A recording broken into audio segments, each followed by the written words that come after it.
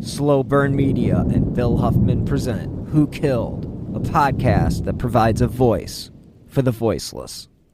It's been a long journey, and I'm tired. 16-year-old Molly Bish disappeared while at her lifeguarding job at a pond in Warren back in June of 2000.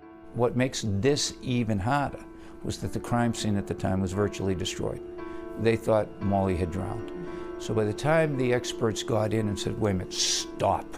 You know, so much had been compromised. This would be wonderful for all of us if we could finally take this to the end and just some peace. That's what I want. What we're looking for is any kind of anomaly. So if you can dig a hole, take the sand out, put the soil back in, compact it, it's different than the soil around it. What we're doing right now is we're testing some people. We've gotten some DNA samples from people. We're matching that against some of the DNA we've gathered in the case, some of the evidence. Yes, I can't speak to it in detail, but you know, we have cause for optimism based on some of the stuff we've tested. And we're looking for that bit of physical evidence. We're looking for that tip. We're looking for that information. We're looking for a little divine intervention, you know, point us in the right direction. We need a break. Everybody wants to put this to rest for the family and, you know, get some closure and, you know, take somebody off the street.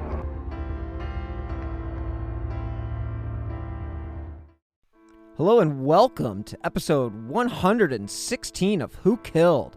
I'm your host, Bill Huffman, and this is a Slow Burn Media production. On this week's episode, I am going to take you back to an episode that I did on one Molly Bish, because there has been an update in the case, and it's a great update. And I will play you the press conference at the end of the episode. So listen to the episode and know that there is a resolution at the end of this show. Needless to say, but this week's episode is extremely tragic. The case involves the disappearance of a 16-year-old girl from her summer job and the search for a killer that remains at large today. This is a case where the family's pain is palpable and the search for a killer weighs on everyone involved. The pain of losing a child is one that I can never imagine, and this is another example of a mother doing everything in her power to keep this case in the spotlight. This episode is one where you take the evidence and maybe you can help uncover who killed Molly Bish. On June 27th, 2000, 16-year-old lifeguard Molly Bish disappeared from her lifeguard post at Comins Pond in Warren, Massachusetts. On June 27th, 2000, 16-year-old lifeguard Molly Bish disappeared from her lifeguard post at Comins Pond in Warren, Massachusetts. On the day before Molly's disappearance, her mother, Maggie Bish, had noticed a mustached Caucasian male in a white sedan in the parking lot of the pond. Though he appeared suspicious, Maggie brushed it off and proceeded to leave Molly at work. Now, Molly had only been in her position as a lifeguard for about a week, and Maggie received the call on June 27th, 2000.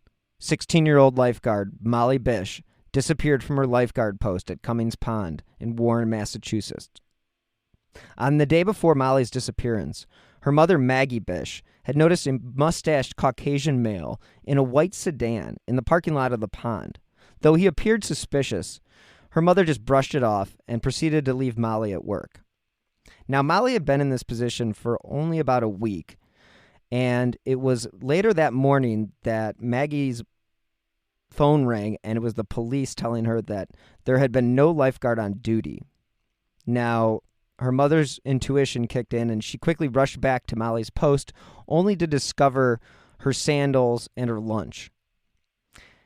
Warren is a safe community, and according to the city's website, it is a town they refer to as a rural town of 5,000 people in western Worcester County. Warren is one of 6 existing towns that were first settled in 1660 and known as the Quabog Plantation. Incorporated as Western in 1741, the town was actually renamed in honor of Revolutionary War hero General Joseph Warren in 1834. The day started like any other. At 9:50 a.m., Molly and her mom stopped at the local convenience store to grab some water bottles. Afterwards, they actually drove to the police station to pick up the required two-way radio, as there were no telephones or communications at Comins Pond. The radio was actually the only way that the lifeguards could contact police or anyone outside of the area. Molly and her mother arrived at the pond at 10 a.m., and minutes later, the first swimmers of the day arrived. When people began to arrive for their swim lessons, they noticed Molly's things at her station and her first aid kit open, but no Molly. Given she was 16 years old, it was assumed she walked off with friends, and one of the mothers took over lifeguarding duties for the lessons. She later informed Molly's boss of her absence. It was at 11:45 a.m. that Molly's boss, via the two-way radio, reported to police that Molly had gone missing. The Warren Police Department didn't take the report seriously, assuming she had ditched work to hang out with her friends. When 1 p.m. came and went, and Molly still hadn't returned to her post, the police notified her parents. And this is when Molly's mother returned to the spot. In the summer of 2000, 16-year-old Molly Bish had began working as a lifeguard at Comins Pond, and it was on June 26th, the day before Molly's disappearance, that her mother, Maggie, had witnessed a mustached man in the car parked in the lot where Maggie had been a lifeguard. Now, he may have seemed suspicious to her at the time, but it wasn't enough for her to, not drop Molly off. And then it was on June 27th when Maggie drove Molly to Comins Pond and dropped her off near a lifeguard station that she reportedly saw no sign of the stranger from the previous day. However, another witness reported that he saw a man matching the stranger's description in the pond's parking lot just minutes before Molly arrived. A local worker also reported that a similar car parked at a cemetery connected to the pond was seen by this individual.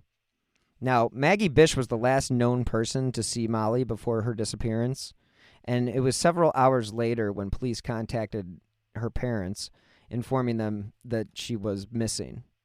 When she hurried back to the lifeguard post and realized that she was nowhere to be found, that's when police searched the pond and the surrounding woods. However, Molly could not be located. There was no sign of a struggle at the scene. Police and her family were convinced that she was abducted.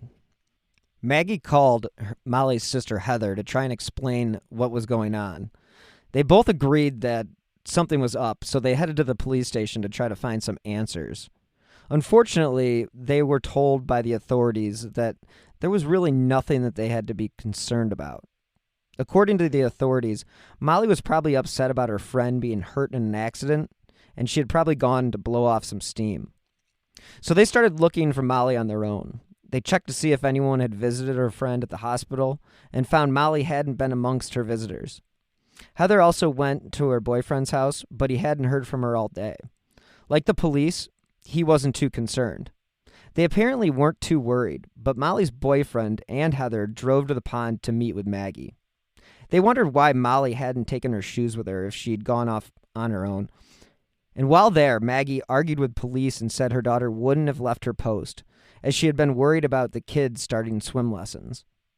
After talking more with the family, the officers began to think that they were onto something and thus called in the state police to help. As they hadn't much experience with working with missing persons cases, they figured the extra hands would be of good use. So upon being brought in, the state police wondered if Molly could have drowned in the pond.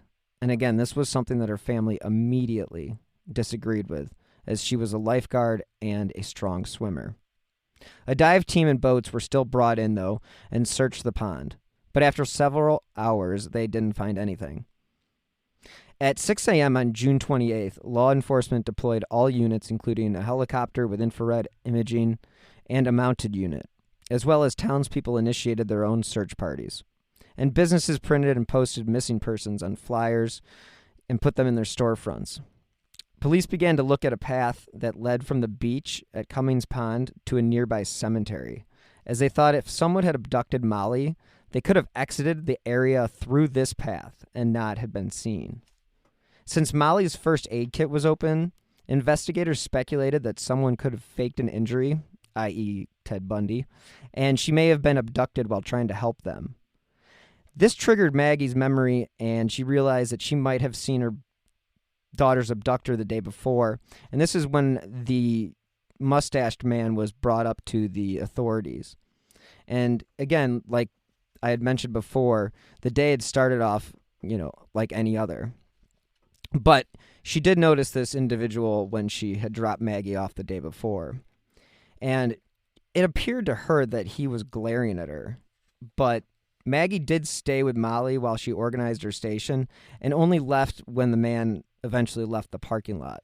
So there was enough mother's intuition there that day before the abduction just to basically say, I'm here, I've got your back. And when asked for a description of the man, Maggie described him as approximately 50 years old with salt and pepper hair. He had dark eyes, a mustache, and had been smoking a cigarette.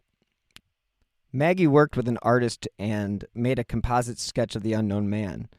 And when shown the image, John Jr., Maggie's father, said that he didn't recognize him as a regular of Comins Pond. After hearing about the encounter, police set up a roadblock and asked townspeople about the vehicle.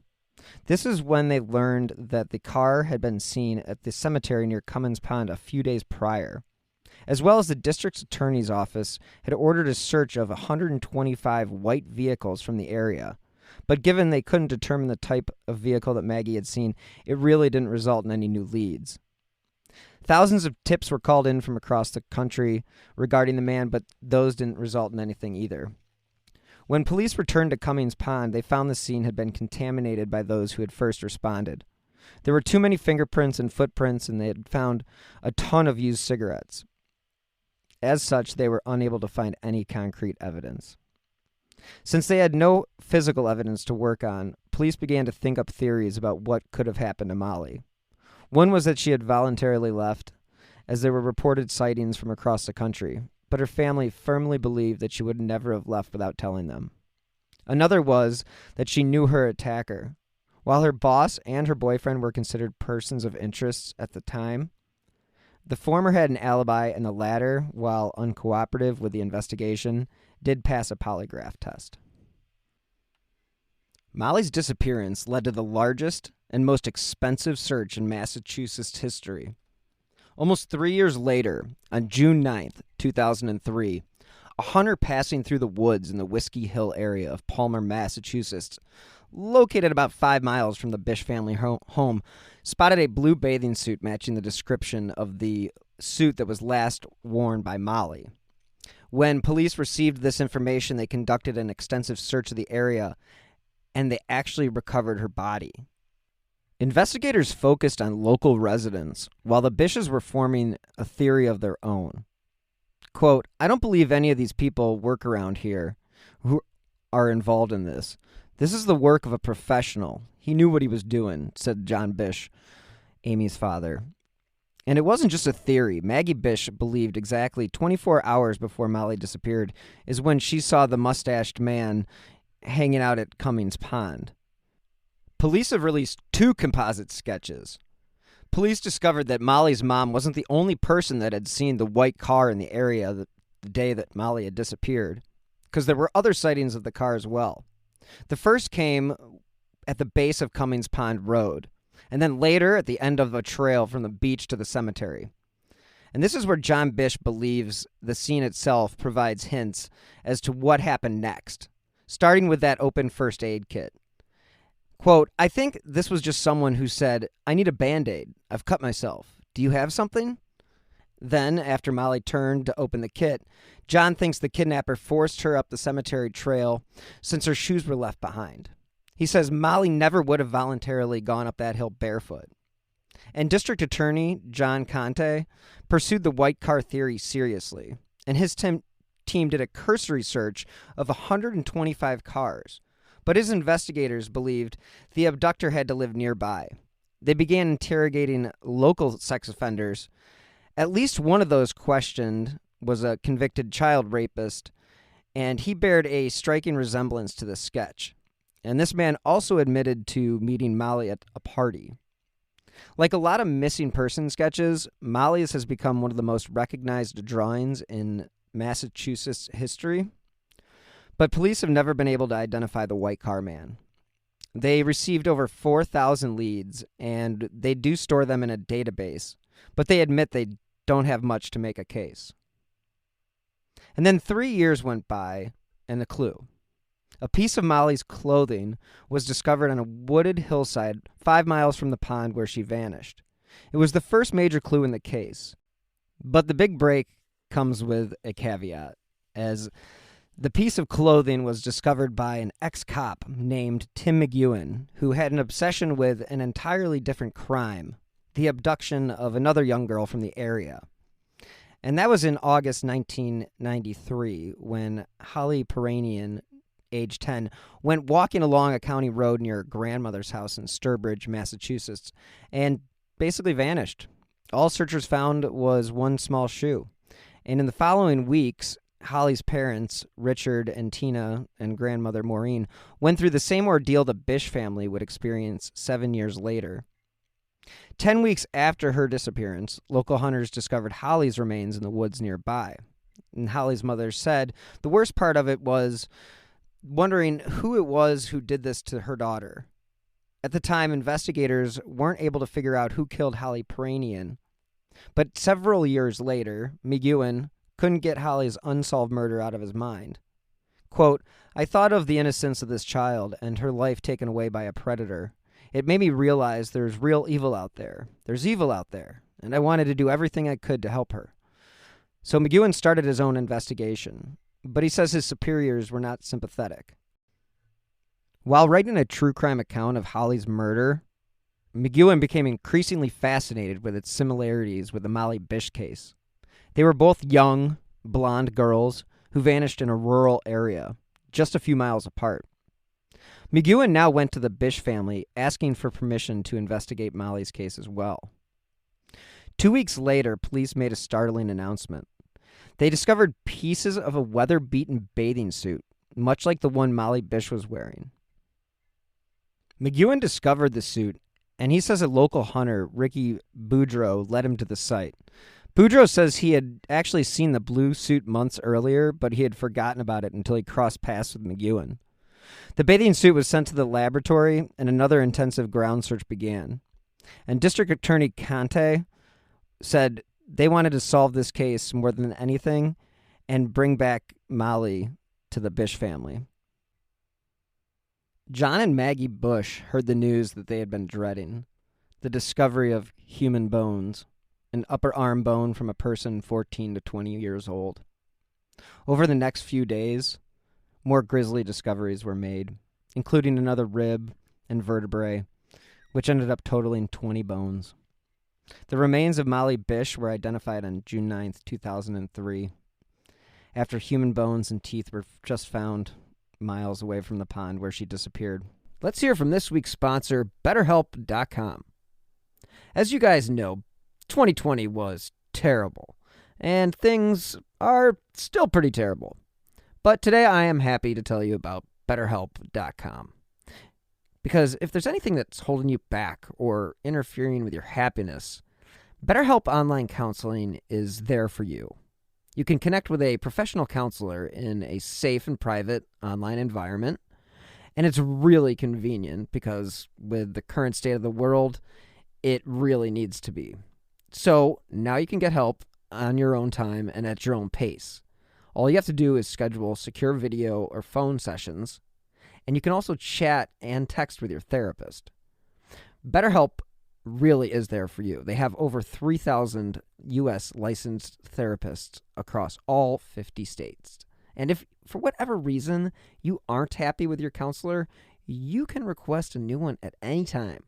They even have apps for your smartphone or your computer, so you are never out of touch. So again, if you're suffering from anxiety or depression, anger, stress, relationship issues, heck, not getting good enough night's sleep, trauma, LGBT matters, they literally have a licensed professional counselor for you. And of course, everything you share is confidential. And the thing I like most is that this is actually an affordable option. And Who Killed listeners get 10% off their first month with the discount code WHO. So when I get started today, go to betterhelp.com/who. All you have to do is fill out a questionnaire to help them assess your needs and get you matched with a counselor that you'll love. Again, for 10% off, go to betterhelp.com/who. According to District Attorney Conte, quote, "We have identified Molly's remains. We just came back from notifying the Bishes." DNA testing done on bones from a left arm and right shin found in the wooded search area and dental records compared to a tooth found in that same area led to the identification of the missing 16-year-old. Quote, "We have uncovered other remains and they are now in the hands of our state police detectives. All the remains were recovered within a circumference of 1,000 feet, according to District Attorney Conte. The belief now is they have pinpointed the murder scene. Molly's body was buried in a shallow grave, making her bones more easily discoverable. Conte said the discovery of the bones prompted investigators to look again at some of the suspects interviewed after Bish's disappearance. The district attorney said 11 people had failed a lie detector test. They put leads into their computer base with the help of the state police. We are going to search every single lead that we have, according to Conte. The body was found in Palmer, which again was 5 miles from Comins Pond. But that also leads them to believe that the killer was local. Unfortunately, based on the state of the evidence found, it was really difficult to pinpoint a cause of death.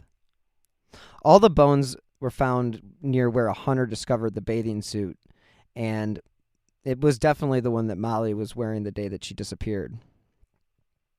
Molly's parents reacted to the discovery of the body, saying they felt strongly that the remains were Molly's, and they issued a statement following the developments. Quote, "At this time, the Bish family would like to thank everyone for their prayers and continued support throughout 3 years. Molly has come home," unquote, a Bish family friend said. Again, it was back in 2000 when Molly had first gone missing. There haven't really been many suspects in the case, so nobody has been formally charged or arrested in connection with the crime, but several suspects have been named. Police focused heavily on the description of the mustached man in the sedan that Molly's mom saw the day before her daughter disappeared, because 2 workers at the pond had told police that they had seen a man similar to that description. I mentioned before, once was in the parking lot at Comins Pond before Molly arrived for her last shift, and again in the parking lot of the cemetery connected to the pond by a small path. And if you remember, investigators were looking at that path as a potential pathway to where a kidnapper could have led Molly. In 2005, a Connecticut resident charged with attempted kidnapping was investigated briefly for connections to the case, but he was not charged. In 2009, police were led to a new suspect, Rodney Stanger. Stanger was a Florida resident who was convicted of murdering his girlfriend, Crystal Morrison. At the time of Molly's disappearance, Stanger actually lived in Southbridge, Massachusetts, just a few miles from Warren. He moved to Florida shortly after Molly's disappearance. Morrison's sister told police that Stanger had access to a white car similar to the one spotted at the pond. He was also known to fish at the pond and hunt in the woods where Molly's body was found. Stanger's facial features matched the composite of the mustached man in the sedan that was provided by Molly's mom, but they just were never really able to pinpoint anything connecting this guy. On August 2nd, 2012, the state police assigned to the Worcester County District Attorney's Office actually searched the home of Rodney Stanger, and they did not expand upon the search as far as what they had recovered. But Stanger is serving 25 years in prison for the stabbing death of Crystal Morrison. So the police haven't 100% ruled him out, but they just haven't been able to find anything that 100% connects this guy to the case. When Morrison's sister, Bonnie Kernan, went to Summerfield in late June to recover her belongings, she found items, some which she found disturbing, and she actually turned them over to the state police. In Stanger's wallet, there was a firearms identification card that had been renewed just 2 months before Bish's disappearance, as well as a set of safety deposit keys, as well as hair accessories for a young girl, not a grown woman. Kiernan said She also discovered a home video showing a girl stripping, then getting her neck snapped. That is pretty crazy. The wallet had photos of Stanger that Kernan said bore an uncanny resemblance to the man seen by Bish's mom at the pond that day. But again, that man could have been anybody. Before moving to Florida with Morrison, Stanger lived in Warren and Southbridge. He had been identified as a person of interest in the Bish case. While police investigated Stanger for the Bish disappearance, he was also investigated for the 1993 murder of Holly Peranian, which I had mentioned before. And actually, Stanger was not charged in either case. Forensic evidence led to an arrest in the Peranian investigation, and I will get to that next week. In November 2011, Gerald Battistoni, a.k.a. confidential informant number 62 for the Eastern Hampton County Narcotics Task Force, was named a suspect in the Molly Bish disappearance and murder. When he was announced as a suspect, he was serving prison time for repeatedly raping a teenage girl in the early 1990s. Upon hearing the news that he was a suspect in the Bish case, Battistoni attempted suicide in prison. He had been in the area where Bish's body was found, and he also matched the composite sketch. DNA evidence was sent to Texas for testing, but no substantial news has come back naming Gerald Battistoni as the murderer. He died actually in Jamaica Plain in November 2014, which again left people and police at a dead end. This week's episode is sponsored by HelloFresh. With HelloFresh, you get farm-fresh, pre-portioned ingredients and seasonal recipes delivered right to your doorstep. Skip trips to the grocery store and count on HelloFresh to make home cooking easy, fun, and affordable. That's why it's America's #1 meal kit. This summer, HelloFresh is here to take the work out of eating well. Reach your goals with delicious, calorie-smart, and protein-smart lunch and dinner options, plus new vegan recipes, too. HelloFresh makes entertaining easy with a selection of crowd-pleasing eats like their bratwurst bar with caramelized onions, Dijonnaise slaw, and pineapple relish, or a snack board with pretzel bites, spiced bar nuts, and hot honey peach jam. So go to HelloFresh.com/WhoKilled16 and use the code WhoKilled16 for 16 free meals plus free shipping. Again, go to HelloFresh.com/WhoKilled16 and use WhoKilled16 for 16 meals plus free shipping. So I'm going to go into some speculation here. And again, this is a rumor more than anything. And I'm not going to go into much detail because these claims cannot be 100% verified. So take these with a grain of salt. Some rumors around town had alluded to the possibility that Molly may have abused drugs and possibly wandered off to get high and then overdosed, or got lost and died in the elements. I guess heroin and methamphetamines were abundant in the area, but I'm just going to say this. She was 16, and you had to have been pretty deep in drugs to have been, one, doing those by yourself, and then getting so messed up that you're actually doing them while you're at work. Again, this is a 16-year-old girl who had a summer job as a lifeguard. Her job was saving lives. The chances of her getting involved in this situation are not good, so I'm going to end that discussion right there. The case did remain quiet for a few years until there was a possible connection to a possibly buried vehicle. Molly's sister, Heather, had hired a private investigator who searched the woods in Whiskey Hill, and he actually uncovered another piece of evidence, which was a plaid pair of boxer shorts hidden beneath a log. The boxers were similar to the ones that Molly was last seen wearing on the day of her disappearance. It was a pretty common style back in 2000 to wear boxer shorts as sort of, I guess, as a replacement for regular shorts. In 2016, investigators announced that 24 pieces of DNA evidence were going to be retested in hopes that some of the once degraded evidence could be usable. In 2007, a sex offender named Robert Burno was named after he tried to abduct and assault a jogger in Brimfield, a few miles from Warren. He also matches the suspect's description. The man who found her swimsuit was a hunter and an ex-policeman, and I mentioned his name was Tim McEwen, and he was highlighted on 48 Hours, I believe. And he's the one that found a piece of her suit, and he did hold on to it for a little while before he actually called authorities, which is kind of odd, but he is 100% denied any involvement in this case. So the missing girl from whom Molly had written a letter to was Holly P.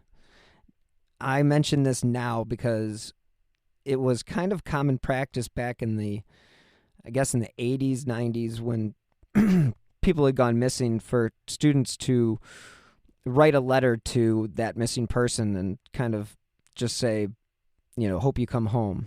And it's just kind of crazy that girl was Holly Peranian, who was found dead near where her body was found. So the investigators at the Worcester District Attorney Office will be looking at several items, and they really haven't had much to go on. So at this present moment, we're kind of stuck with Molly was abducted. The search was large and extensive. The suspects ranged from sex offenders to transients, some of which are alive, most of which are dead now. And it's unfortunate because the longer these cases go, it's been 19 years for Molly Bish. It's been almost 30 years for Amy Mahalovic. And these families, the pain and the suffering and the constant lack of knowing what happened to their child is just gut-wrenching. And if there is anybody out there that has any information on any of these cases, it is absolutely upon you to let the authorities know. If you saw anything on June 27th, 2000 in Comins Pond, you need to contact the authorities. If you saw anything in the plaza in 1999 in Bay Village where Amy Mahalovic was abducted, it is upon you to contact the authorities. You may be the person that holds the key to solving these tragedies that have left families shattered along the way. So, again, these shows are designed to inform and hopefully advocate for resolution. Again, I hope that the Bish family, the Mahalovic family, and all the other families that have been covered throughout these episodes understand that there is hope in finding answers. And these cases with new science and new technology are being solved every day. So my advice is to hang in there, as much as that is the most ridiculous thing to say. But the hope is that technology will one day be able to catch up with what they have, and that goes for both cases. I believe the expression is, it takes a village to raise a child, and I think the same thing can be applied to protecting a child or catching a killer. Sometimes it takes just one, but sometimes it takes many pieces, and those pieces need to be put together by the proper authorities in order to get the answers that we are all searching for. Everybody wants resolution in all of these cases.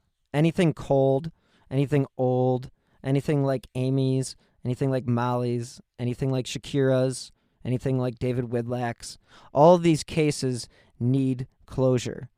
And with the proper following through with investigators, recognizing things when they're out of place, telling authorities when you think you may have seen something, all of that plays into the final resolution. So if there's anything that I can leave you with today, that would be just remember who it is that you're around. Keep aware of the people that you surround yourself with. And If anything is out of place, make note of it. You may never know when or where that might occur or where you might need that information. Now to a break in the Molly Bish cold case. 2 decades after the 16-year-old was murdered in Worcester County, a person of interest has been named. 22 News I-Team reporter Taylor Knight takes us through the investigation. That person of interest is this man, Francis Sumner Sr. He died in 2016, but is now being investigated as a suspect in the disappearance and murder of Molly Bish. The 16-year-old was working one of her first shifts as a lifeguard at Comins Pond in Warren on June 27, 2000, the day she was last seen alive. That set off a massive search with more than 200 people looking for her in the acres of wooded area surrounding that pond. Her skeletal remains were found 3 years later in the woods of Whiskey Hill in nearby Palmer, just a few miles away from the pond. On what would have been her 20th birthday, Bish's funeral was held. Since then, there have been a number of leads and a few suspects along the way, including a man in jail in Florida who lived in the Southbridge area at the time of Bish's abduction. Investigators even sent evidence to a special lab in Dallas for further testing in 2013. A white car had been one of the strongest clues in her disappearance. Based on tips that her family received, they thought that it might be buried in West Brookfield. In June 2017, a search of the old Sawmill campground was done to try and find that car, but nothing turned up. Fast forward to Thursday, the Worcester County DA's office announces Sumner as a person of interest. His photo strikingly similar to a sketch done of a man that Bish's mom, Maggie, said was seen at Comins Pond the day before her daughter went missing. Sumner died in 2016, but lived in central Massachusetts from 1960 until his death, last living in Spencer. He has a long criminal history, including serving time for aggravated rape and kidnapping. State police detectives are looking for tips from the public for more information about Sumner, like details on his employment, personal life, his associates, vehicles, or travel habits. Anyone with information is being asked to call the anonymous tip line at 508-453-7575. Working for you, Taylor Knight, 22 News. Thank you guys so much for tuning in this week. And thank you to BetterHelp.com for sponsoring this week's show. As you know, I drop new episodes of Who Killed every Friday, and that is wherever you get your favorite podcasts. As always, if you do enjoy this podcast and would like to help support the show, that would be awesome. You can do so by clicking on the link in the show notes, or you can do so by contributing via the Venmo app with my username at Bill-Huffman-3.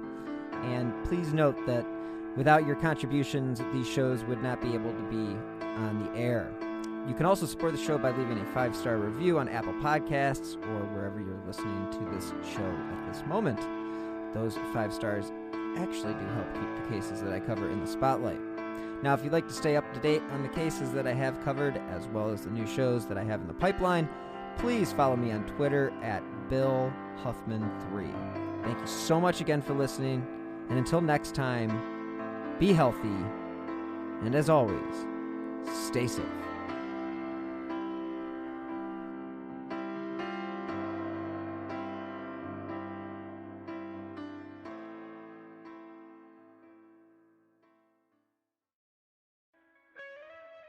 Hear Her Sports is a podcast for everyone who loves stories by and about women striving to improve and make a difference in their lives. I am your host, Elizabeth Emery, a former professional cyclist. In every episode, I introduce a female athlete or woman in the business of sport through a thoughtful conversation about who they are and the terrific work they're doing. My guests and I explore the glorious and frustrating issues in sports, history, equity, training, nutrition, and so much more.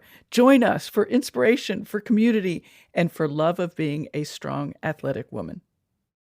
Are you tired of seeing your teen or young adult struggle on a path that clearly isn't the right fit? Is your teenager confused about which direction to take after high school? The future of work is changing rapidly, and our kids need to know all of the options available after high school so they're empowered to make the choice that is best for them. In each episode, we explore the latest trends that are shaping the opportunities of today and tomorrow. I'm your host, Betsy Jewell, and this is the High School Hamster Wheel Podcast.